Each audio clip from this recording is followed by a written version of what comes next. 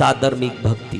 प्रभु कहते हैं 1,00,000 वर्ष तक मांस खामण पर मांस खामण करें। प्रभु भगवान कहते हैं 1,00,000 वर्ष तक मांस खामण करके पार ना करें, मांस खामण करके पार ना करें। कितने साल तक? 1,00,000 वर्ष तक अगर कोई मांस खामण पर मांस खामण करें, बीच में पार ना करके, उससे बड़ा पुण्य एक बार साधर्मिक की भक्ति करने में मिलता है भगवान महावीर। आप उसको कम नहीं तोल सकते, वो सबसे बड़ी चीज क्षमापना तीसरा नंबर में आता है। अगर आप में वैर है, अगर आप वैर के जड़ को अपने अंदर पनपा रहे हो, जब तक तो धर्म का पौधा उग ही नहीं सकता। तो क्षमापना भी अपने आप में महिमा रखता है। आपके पास सब कुछ हो लेकिन साबुन नहीं हो, अगर आपके पास सब कुछ हो धुलाई के वस्तु नहीं हो, तो धीरे धीरे गंदगी घेर लेगा और जीवन गंदगीमय हो जाएगा। तब वो साबुन है जो आपके मेलों को निकाल देता है, वो साबुन चाहिए। चौथा वो साबुन है तप, अट्टम तप। क्यों, कैसे, कब, वो सब बाद में देखेंगे। अब पांचवा चैत्य परिपाटी। कौन सी गाड़ी में जाना है, रास्ते में कौन सा भाता लेके जाना है। चैत्य परिपाटी में जाना है तो बेंस गाड़ी में जाएं कि BMW में, गाड़ी का महत्व नहीं है। जिन्होंने हमको ये शासन दिया, जो चारों संघों का स्थापक है तीर्थंकर परमात्मा, उनकी हमारे ऊपर जितने उपकार हैं उसको चुकाना तो हमारी वश की बात नहीं है, लेकिन उनकी भक्ति हमारे वश की बात है। उस भक्ति का पूरक है चैत्य परिपाटी, उसको आप छोड़ नहीं सकते। ना हमारी प्रवर्तन को छोड़ सकते, न साधर्मिक भक्ति को छोड़ सकते, न क्षमापना को छोड़ सकते, न अट्ठम तप को छोड़ सकते हैं, न ही चैत्य परिपाटी को छोड़ सकते। तो ये पांचों 500 किलोमीटर की रेलवे पटरी जैसी, अगर ये है पूरा है। अगर आप नहीं कर सकते तो भगवान ने छोटी छोटी बातें बताई है कि इसके बदले ये, जैसे मैंने बताया कि आषाढ़ शुक्ल पूर्णिमा के दिन संवत्सरी होनी थी। आज हम क्या कर रहे हैं? तो आप लोग जितने अट्टम तप नहीं कर सकोगे तो क्या करना चाहिए? भगवान ने बताया अट्टम तप नहीं हुआ तो मौत से प्रमाद करके नहीं बैठना। भगवान ने बोला कि अट्टम नहीं कर सकते तो क्या करना चाहिए? अभी एक सेठ ने बहुत धूमधाम से अहमदाबाद में दीक्षा ली थी। पूरे भारत में ही नहीं, विश्व भर में उन्हीं की चर्चा थी कि भाई सेठ साहब हजारों करोड़ छोड़ के दीक्षा ले रहे हैं। कुछ ही दिन में देखा था उनका स्वास्थ्य बिगड़ गया।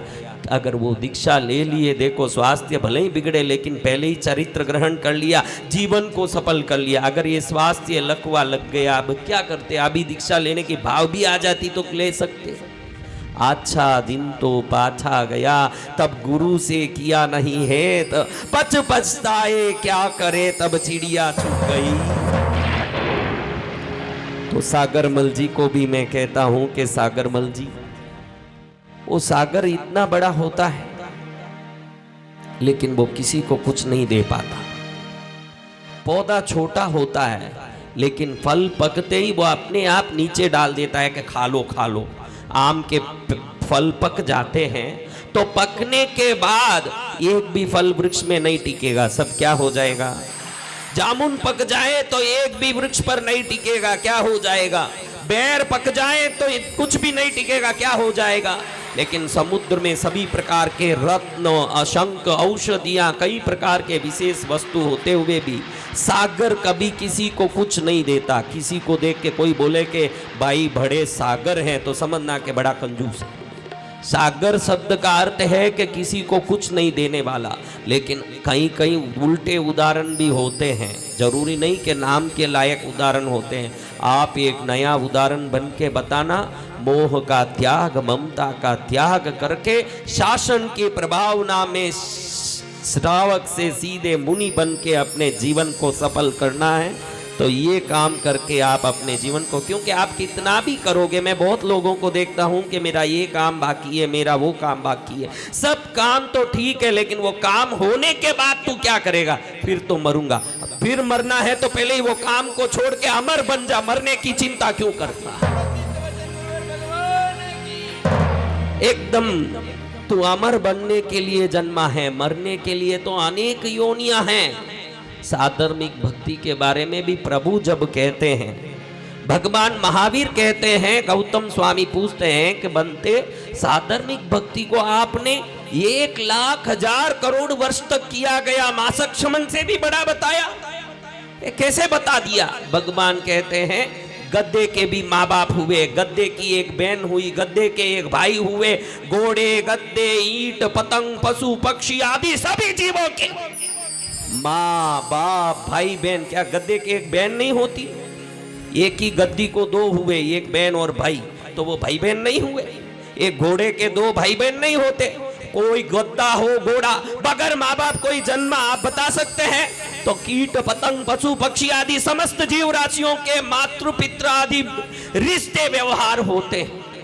उन प्राणियों में भी भाई बहन होते हैं, मामा काका, सबके रिश्ते, भले वो रिश्ते नहीं जानते हो, लेकिन रिश्ते तो हैं। आप जानने नहीं जानने से, एक मेले में आपका भाई बिछुड़ गया, आप जानते नहीं कि ये मेरा भाई नहीं है, इसलिए आपको क्या ये मेरा भाई है, ये आपको मालूम नहीं पड़ने से क्या वो आपका भाई नहीं रहेगा? आपको मालूम पड़े नहीं पड़े, आपका भाई तो आपका। तो गद्दे, घोड़े, कीट पतंग, पशु पक्षी सभी जीवों के गद्दे घोड़े होते हैं, सिर्फ जिनेश्वर के धर्म में जन्म लिए उनके मात्र साधर्मिक होते हैं, अन्य किसी के नहीं होते। साधर्मिक की इतनी बड़ी एक बहुत बड़ी महत्ता है, क्योंकि माता पिता आपने हर जन्म में पाया, भाई बहन, नाती पोता, मामा मामी, भांजा भुआ बुरोसा आपने हर जन्म में पाया।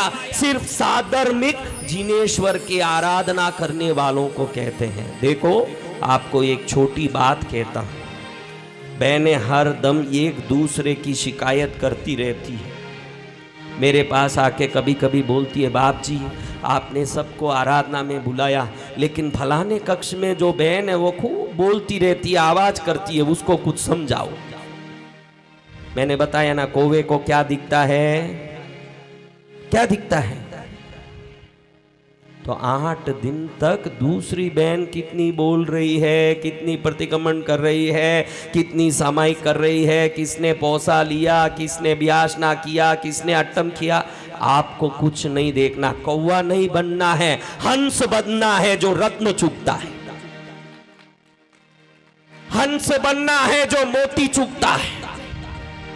आपको कौवा नहीं बनना जो मरे हुए चूहे को देखता है। आप अपने काम में लगे रहना है, समझ गए? तो परमात्मा के ये शासन में आप सब आए।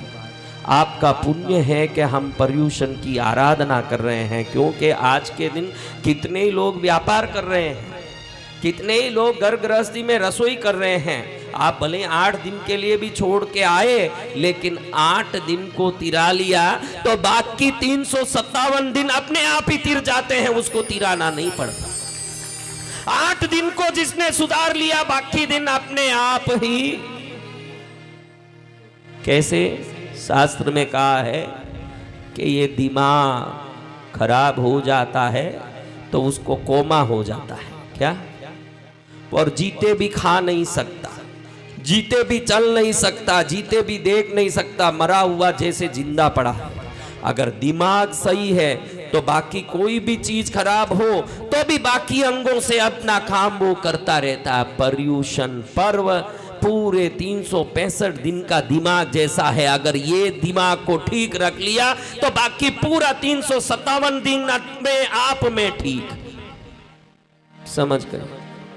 अब हमने 5 कर्तव्यों की भाव भाई 6 प्रकार के अठाई के बारे में बात कर रहे थे। पहले हमने देखा एक चैत्र महीने की ओलियां, शुक्ल सप्तमी से पूर्णिमा तक, एक आसोज महीने की ओलियां, शुक्ल सप्तमी से पूर्णिमा तक। ये शाश्वती ओलियां क्यों कही जाती हैं? यहां से 8वां जो दीप है नंदीश्वर दीप, इसमें 4 पर्वत हैं। अंजनगिरी पर्वत, क्या पर्वत? लिख, एक जन लिख लो, टीचर बहन तुम लिख लो, सब स्टूडेंट्स को सिखाना, आप लिखते रहो। 4 पर्वत क्या पर्वत हैं? 16 पर्वत हैं दधिमुख पर्वत। क्या पर्वत? कितने हुए? 16 और 4 कितने? कुल 52 पर्वत हैं नंदीश्वर द्वीप में। कितने पर्वत हैं? 52 पर्वत में बाकी 32 पर्वत हैं रतिकर पर्वत। क्या पर्वत? 4 अंजनगिरी पर्वत, 16 दधिमुख पर्वत और 32 रतिकर पर्वत, ऐसे 52 पर्वत हैं। 4 अंजनगिरी पर्वत, 16 दधिमुख पर्वत, 32 रतिकर पर्वत, ऐसे 52 पर्वतों में हर पर्वत में 124 शाश्वता जिन प्रतिमा जी हैं। कितने कितने प्रतिमा? 124 शाश्वता जिन प्रतिमा, यानी 6448 प्रतिमाओं की आज के दिन सुबह देवताओं ने पूजा शुरू कर दी है। पर्यूषण की आराधना, ये पर्यूषण के आराधना में आज नंदीश्वर द्वीप में देवेंद्र पहुंच गए हैं। आज सुबह आप सोचते हो कि मैं कृष्णगिरी पहुंच गई हूं, मैं देव सिद्धाचल पहुंच गई, मैं पालीतना पहुंच गई, मैं शंकेश्वर पहुंच गई। अरे ये पर्वादिराज है, इसको मनाने के लिए तो देवेंद्र भी नंदीश्वर द्वीप में पहुंच गए हैं। आज वो आराधना कर रहे हैं। हम क्या आराधना कर रहे हैं? एक साथ 6448 जिन प्रतिमा जी की आराधना करने के लिए देवता भी पहुंच गए। लेकिन आज से 21,000 साल जब पूरा होगा, छठा आरा जब शुरू होगा, तो भरत क्षेत्र में आराधना नहीं होगी, लेकिन माँ वहाँ नंदीश्वर द्वीप में महाविद्य क्षेत्र में आराधना होती रहेगी ये वोली जी की। इसलिए वो 2 वोलियों को शाश्वता कहा है। लेकिन ये जो अभी आराधना हो रही है यहाँ नहीं होगी तो फिर कभी नहीं होने वाली है, इसलिए इसको अशाश्वता आराधना कही है। ऐसे अशाश्वता 28 है। कितने? एक कार्तिक चौमासे की, एक आषाढ़ चौमासे की, एक फाल्गुन चौमासे की और एक पर्यूषण की। ये 4 आराधनाएं 28 की अशाश्वता, चैत्र की आसोज की बोली शाश्वता। ऐसी कुल कितनी आराधनाएं हैं? 6 आराधनाएं। उसमें सबसे बढ़िया अब हमारे पास आराधना आया है, इसका नाम है पर्वादिराज महापर्व। अब सबसे पहले हम आज जीव दया के बारे में समझना है। क्या चीज? बन न सको भगवान अगर तुम कम से कम इंसान बनो, नहीं कभी शैतान बनो, नहीं कभी हैवान बनो। दीपक बन कर जल न सको तो अंधियारा भी मत करना। पुष्प नहीं बन सकते तो तुम कांटे बन कर मत रहना। भला किसी का कर न सको तो बुरा किसी का मत करना।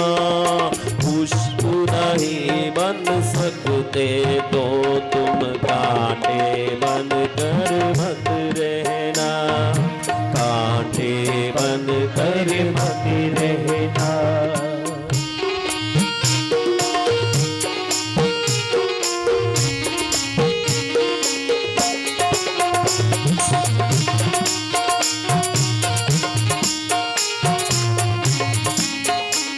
बोलो जिन शासन दी जय। एक राजा ने एक चोर को मृत्युदंड दिया। मृत्युदंड देके सजा दिया और आदेश दिया कि इसको गली में रस्सी से घसीटते ले जाओ, चौराहों में घुमाते हुए फिर फांसी देना, ताकि प्रजाओं को मालूम पड़े कि अपराध करने से कितना भयंकर दंड मिलता है। सभी प्रजाओं को यह ज्ञान मिले कि भाई चोरी करना सबसे बड़ा गुनाह है, तो इसलिए इसको गली गली में रगड़ते हुए फिर ले जाओ। तो उस चोर को हाथ पैर बांध के गलियों में घसीटते हुए ले जाया गया। प्रजा देख के बड़े दुखी हो रहे थे। तो उस राजा की 5 रानियां थी। कितनी? आप सब दुखी हो रहे हैं? हाँ, दीपक भाई हंस रहे हैं। अरे भाई, मैं तो कह रहा हूं कि जो ये एक रानी है उसको भी छोड़ के अभी तो आप राजा हो। देखो, संसार में बहुत सारे राजा हुए, लेकिन ये राजा नहीं है, महाराजा है। तो मैं कहता हूं कि राजा तो बहुत बैठे हैं, महाराजा बन जाओ। उस रानी को रख के वो राजा, और रानी को छोड़े वो महाराजा है। रानी को छोड़ोगे तो महाराजा हो, रानी को रख के बैठोगे तो राजा। महाराज साहेब बोलो कि नहीं? क्या बोलते हो? महाराज साहेब। महाराज कैसे हो गए? वो रानी को छोड़ दिए इसलिए महाराज हो गए। रानी को पकड़ के तो राजा ही रहे।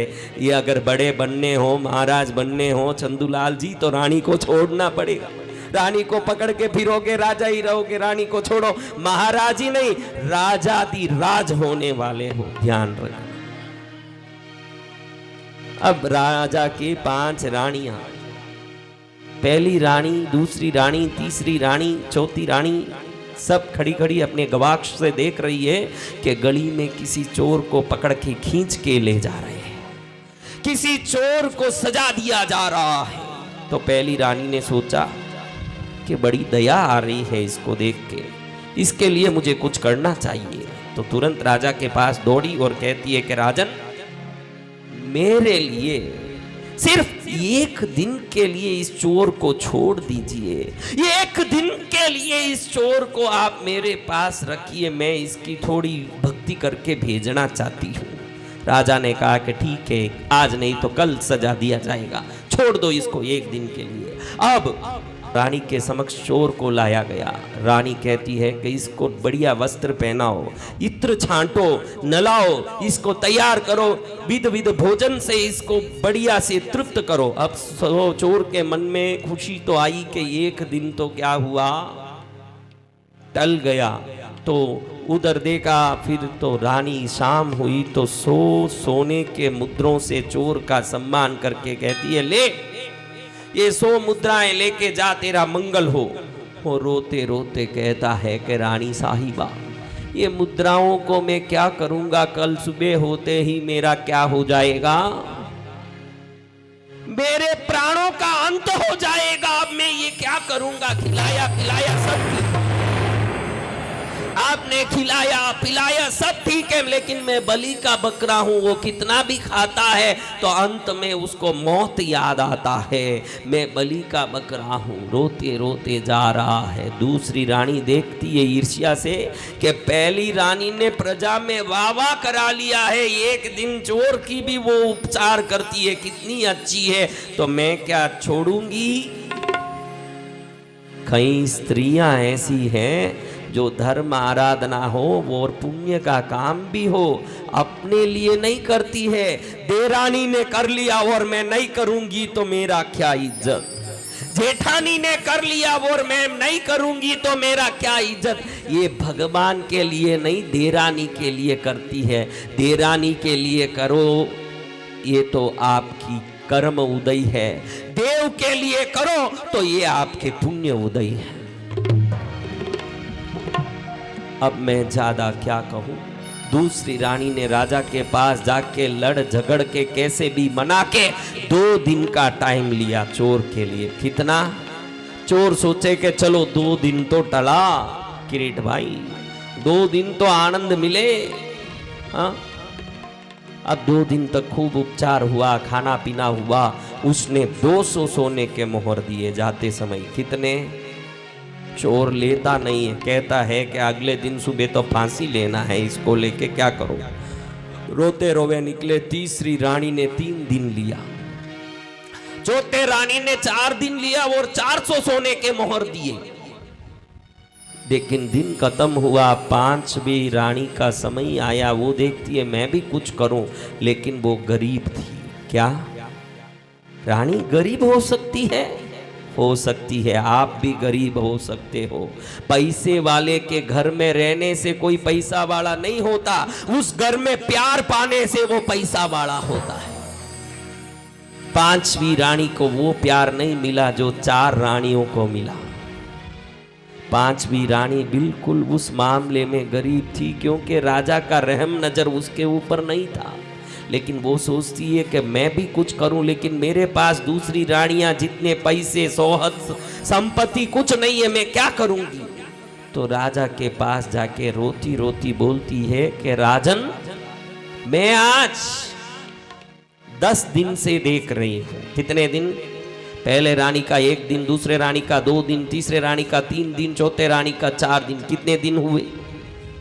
मैं 10 दिन से देख रही हूं कि ये चोर आंसू बहाता है, तो मुझे लगता है कि अब इसको पश्चाताप हो गया है, इसके पापों के प्रति घृणा हो गई है, इसके मन में आलोचना के भाव आ गए हैं। अगर अब भी आप इसको दंड देते हैं तो गलती है। मैं आपसे निवेदन करती हूँ, इसको एक बार क्षमा कर दीजिए और इसको क्षमा कर दें, इसका बेड़ा पार कर दें, इसको मृत्यु दंड से मुक्त कर दें। मेरा ये निवेदन है। रोती रोती चरणों में गिरे तो राजा चोर का नहीं, पत्नी का सोच के पश्चाताप करता है कि मैंने इसके लिए कभी बड़ा महल नहीं बनवाया, इसको बड़े सुंदर वस्त्र नहीं दिलवाए, आभूषण नहीं पहनवाया, इसके जीवन में बहुत सारी चीजों की व्यवस्था नहीं कराई, लेकिन आज इसकी एक छोटी पुकार तो सुन लो, इसके लिए मैं क्या कर लूं?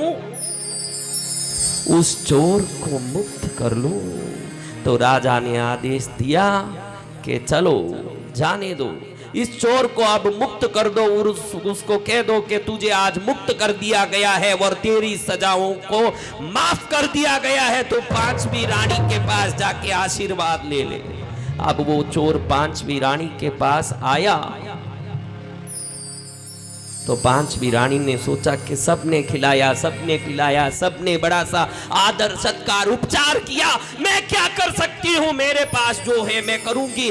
2 रोटी सब्जी सूखी रख के उसको बोले भाई मेरे पास यही है, खा लो। वो चोर खाते हुए पानी पी के मुंह पोंछ के जाता है, आहा भोजन, आहा भोजन, आहा भोजन। चारों रानियां सुन के ईर्ष्या से जल बुन गई कि हमने दाल बाटी खवाया, हमने चूरमा खवाया, केसरिया बर्फी कलाकंद रबड़ी पेड़ा इमरती बालू शाही लाडू बुंदिया जलेबी रसगुल्ला मोती पाक रसमलाई गुलाब जामुन शक्कर पाटा घेवर न्यारा न्यारा दाल मोट पकौड़ी कचौड़ी भुजिया पापड़ चिबड़ो बड़ी राबड़ी साग सांगरी को बाजरी को खिचड़ो रायता में जीरा को तड़को पीवो मार पर सबड़ को आम अंगूर अंगूर अनारस पनस अनार दरिया केला सेब पपीता चीकू संतरा ने मौसम्बी रसदार दरिया काकड़ी ने लाल बतीरा खर्चो माकर खीरा बादाम पिस्ता ने नौजा खुरमानी खो पुराने चुमारा ले वो जीम छूटने आ चमन करने थोड़ो सो आराम ले वो सौंप इलायची हाजिर कर दी। हमने 56 भोग खिलाया, विध विध व्यंजन खिलाया, 100 200 300 400 सोने के मोहर भेंट की और ये मुंह फुला के रोते जाता था। आज सूखी रोटी खा के आहा भोजन करते जा रहा है। नालायक, नमक हराम, इसको बुला के हम सजा देंगे। राजा के पास जाके शिकायत की कि इसको बुलाओ, हमको सजा देना है, ये हमारे माल खाया और वो सूखी रोटी वाली का गुणगान करता है, इसको बुला के सभा में न्याय लिया जाए। राजा को विवश होना पड़ा क्योंकि 4 ही रानी अति प्रिय है।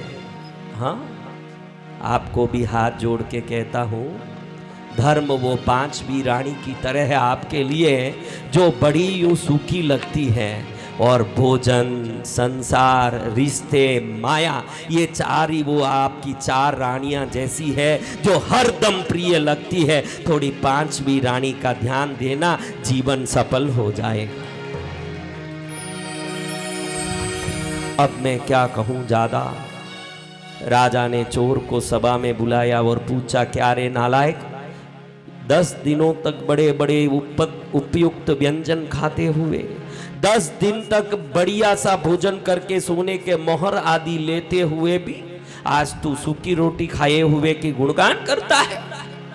वो बोलता है हाथ जोड़ के कि राजन क्षमा चाहता, मैंने भरपेट भोजन खाया, लेकिन आप एक छोटा सा दृष्टांत से ये समझे, किसी बकरी को हरा भरा घास डाल दें और उसके मुंह के सामने अगर किसी सिंह को बांध के, शेर को बांध के रख दें, तो वो बकरी घास खाने से भी ज्यादा टट्टी लगने में उसका जीव लगता रहेगा, उसका पेट कलता रहेगा, क्योंकि सामने क्या खड़ा है? शेर खड़ा है। शेर के सामने खड़ा हुआ बकरी घास के होते हुए भी भूखे मरेगा। मेरे सामने मौत खड़ा था, मैं कैसे 56 भोग का आनंद ले सकता हूं? ये 56 भोग मेरे लिए व्यर्थ दिखते थे। अब मुझे मृत्यु दंड से मुक्ति 5वीं रानी ने दिलाया। 56 भोग से प्यारा, संसार के सभी सुख से प्यारा अगर कोई है तो जीव की रक्षा है, अभयदान है। वो जब मुझे मिला तो सूखी रोटी भी मेरे लिए प्रसाद हो गया और मेरा जीवन सफल। हुए नेमनाथ जो राजुल के संग ब्याह रचाने निकले, उसने देखी पशुओं की हत्या, मोह मार्ग से पिसले, मोह मार्ग से पिसले। ओ लौट गया और डाला उसने गिरनारा पर डेरा। ये जिन शासन है हमारा, ये जिन शासन है हमारा, ये जिन शासन है हमारा, ये जिन शासन है हमारा। वंदे वीरम, वंदे वीरम, वंदे वीरम, वंदे वीरम, वंदे वीरम, वंदे वीरम, वंदे वीरम, वंदे वीरम। हुए नेमनाथ जो राजुल से संग ब्याह रचाने निकले, उसने देखी पशुओं की हत्या, मोह मार्ग से पिसले। वो लौट गया और डाला उसने गिरनारा पर डेरा। ये जिन शासन है हमारा। प्राणियों के, सूक्ष्माति सूक्ष्म जीवों के लिए अगर किसी के मन में दया है तो वो मात्र जिन शासन का अनुयायी है, जिनेश्वर का अनुयायी है, परमात्मा का भक्त है, जो छोटे से छोटे जीव के लिए भी रक्षा की भावना रखता है। ऐसे हमारे परमात्मा, ऐसे हमारे अभय दयानम, चक्षु दयानम, मग्ग दयानम, शरण दयानम, जीव दयानम, ऐसे परमात्मा को नमस्कार करते हैं। ऐसे जीवों के प्रति जयना। अब 8 दिन में तो कम से कम कृष्णगिरी में अभी वर्षा ऋतु होने के कारण सांझ के समय में जैसे ही लाइट डालते हैं बहुत सारे जंतुएं आने लगती है। तो अब 8 दिन तक आप लोग जयना का उपयोग करते हुए, जीवों के प्रति दया का उपयोग करते हुए, जयना जयम चिट्टे जयम चरे। गौतम स्वामी को भगवान क्या बोलते हैं? जयना के साथ अगर कोई चर्या करता है वही चर्या मुक्ति देने वाली होती है, बाकी तो सब चलती गाड़ियां हैं।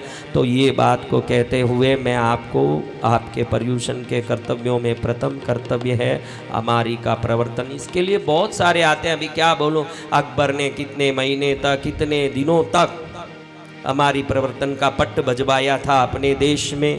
आप कई लोग ऐसे राजा हुए हमारे साधुओं के प्रभाव में आकर के लंबे लंबे हमारी की घोषणाएं की, और ऐसी कई बातें हैं जिसको करने से समय आगे चलता जाएगा। लेकिन पर्यूषण के 5 कर्तव्य में सबसे बड़ा और प्रथम कर्तव्य क्या है बोलो?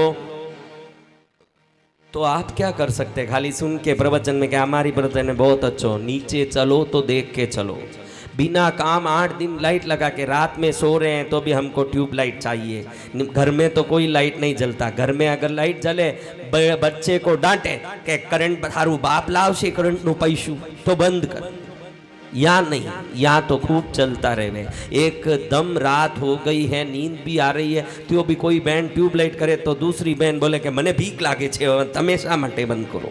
अरे परमात्मा के तीर्थ में भीख लागे, तुम्हारे भूत बंगले में तो कोई भीख नहीं लगता है। यहाँ आने के बाद संयम और जयना दो चीज पूर्ण रूप से होनी चाहिए। कहीं भी चलते हो तो नीचे क्या है देखो, ऊपर देखता चले ना वो नीचे गति में जाएगा, नीचे देखता चले वो ऊपर की गति में जाएगा, इतना ध्यान रखो। अब चलते हुए ऐसे ही देखते चलोगे तिर्यंच गति है, चलते हुए नीचे ही देखते चलोगे तो ऊर्ध्व गति है, या तो सिद्ध गति या देव गति, ये सब ऊपर है। ऊपर की गति में जाना है तो नीचे देखो, ने नीचे की गति में जाना है तो ऊपर देखो, आपको कहाँ जाना है। हाँ, 8 दिन तक नजर जमीन पर होनी चाहिए चलते फिरते। उस जमाने में बहनें बिचूड़ी नहीं पहनती, आदमी बिचूड़ी पहनता था। कौन? आजकल कोई बहनें, अभी तो कोई पहने ही नहीं, सभी बांडी हो गई, लेकिन कोई तो पहनी हुई होगी इसमें। बिचूड़ी कौन पहनी हुई है? उस जमाने में बिचूड़ी स्त्रियां नहीं पहनती थी, आदमी पहनता था, क्योंकि परमात्मा का आदेश था कि श्रावक हो या श्राविका जमीन को देख के जैना के साथ चलना। तो वो श्राविका चलते समय किसी भी श्रावक के पैर में बिछुड़ी देख लेती तो समझ जाती कि ये श्रावक का विवाह हो चुका है, तो इसका चेहरा मुझे देखने वर्जित है। जो श्रावक का विवाह नहीं हुआ है उतना तक की मर्यादा से देखती थी, आदमी बिछुड़ी पहनता था। समझ गए? अब उल्टा हो गया, आदमी मुंह नीचे करके चलता है, इसलिए बहनें बिछुड़ी पहनना शुरू करती है। वो अभी मुंह ऊंचा करके फिरती है। जमाना बदल गया तो सब बदल गया।